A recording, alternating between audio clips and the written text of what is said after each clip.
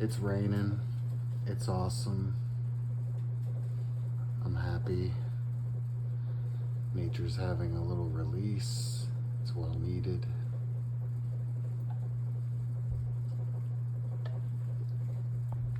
I want to talk about the nature of ideas.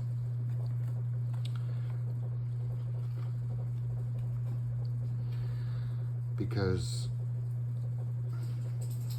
when I'm here on the internet, I'm trying to figure out things like how the algorithm works. And I realize the algorithm is reactionary.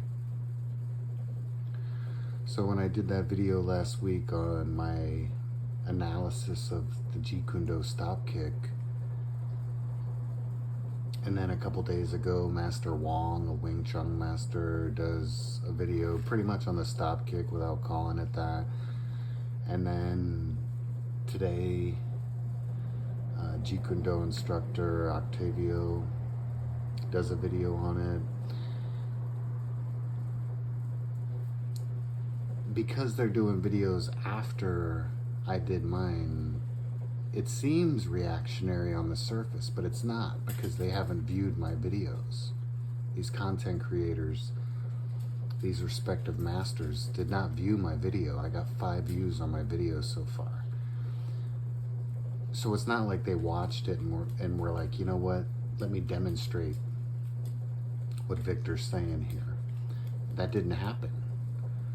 And so why suddenly are these videos popping up from respected instructors? Why, if it's not the algorithm? Because the algorithm isn't showing me something that was already there. It wasn't already there. They were just published within days, within a week of when I did it. So this isn't the algorithm. This is something else. And I want to talk about the nature of ideas. When I was you know what, let me just, like I always do before I even get into the nuance, or the story, I want to tell a story. Before I do that, let me get to the punchline. Ideas do not exist inside of your mind. Your mind is actually a very abstract term, but ideas do not exist inside you. You did not create them. Okay, that's the punchline, and I'm going to explain it to you. This idea of intellectual property, that we create something in our minds, or possibly invent something, and then that's ours. We own that.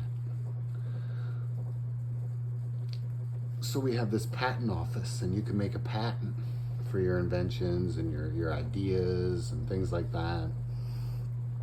And if somebody violates that, you can get money from them. But you'll always get money for your invention or your idea because it's yours. There's this patent office. You own that. Okay? This is a very new idea. This is why billionaires exist.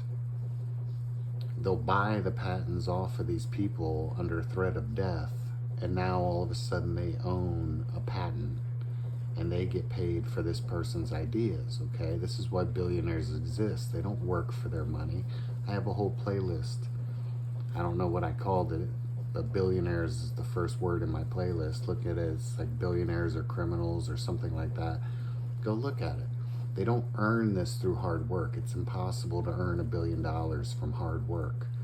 Okay, they buy these patents off of people under threat of death, and then they continuously profit off them passively. Okay. Here's the problem. This is a new idea, that people own ideas. This is a new idea, and it's why America has gotten so disgustingly wealthy. The truth, and what people have always believed, is that ideas come from outside of ourselves. There's a quote in Buddhism: when conditions are met, a thing manifests. When conditions are not met, a thing remains hidden. Well, ideas existing outside of us may come to us like when I was in college and I was writing a script for an Aliens versus Predator movie, and I had a whole trilogy. I was like on book 2 when I saw the trailer for Aliens versus Predator, and I was like, shit. Ideas come to several people, but the one who is prepared and ready to bring that idea into reality, to bring the potential into actuality, that's the one that gets it. And that's why in the history of science and biology and chemistry, and you have all these inventors of vaccines and cures and all these things, and there's several of them across the world, and they weren't collaborating. They weren't even, this is pre-internet, guys. We're talking hundreds of years ago. You know, these people are not, they're not collaborating. These ideas came to them due to a need in their societies or the world, and because they were able, capable, and willing, they did.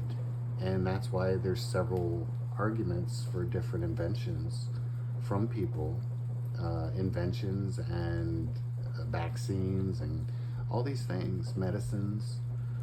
Several people at once came up with them, okay? Because ideas don't originate in your mind, they originate outside of you.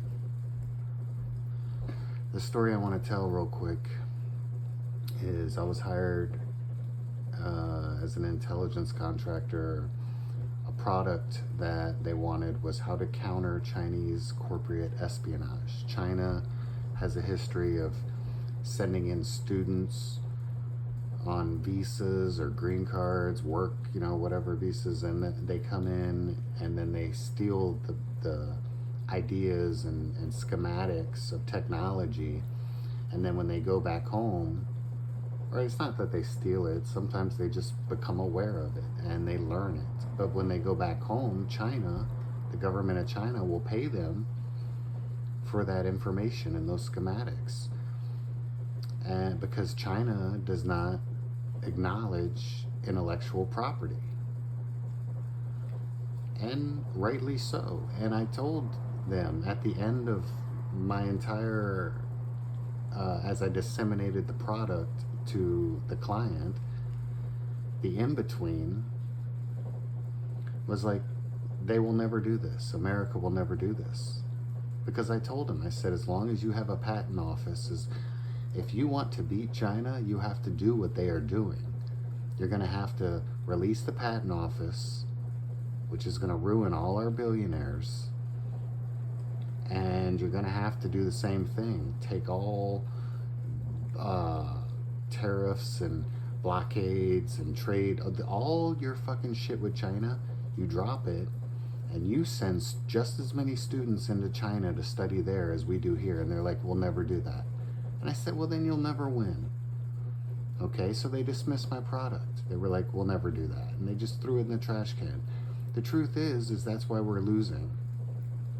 Because we are losing.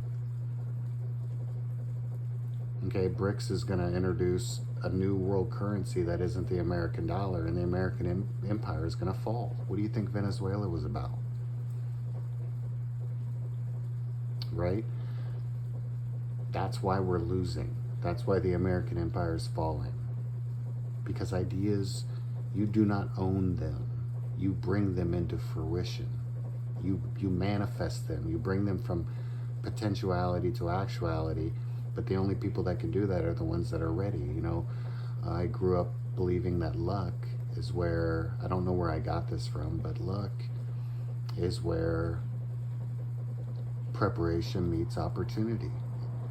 And I truly believe that. And when ideas come to somebody, the person who is both willing and capable of bringing that idea to life will be the one that does it. And there may be several across the world at the same time. And why am I going to all this after the initial talk about the algorithm? And because I don't think this is the algorithm. And I don't believe that Octavio and Wong are AI generated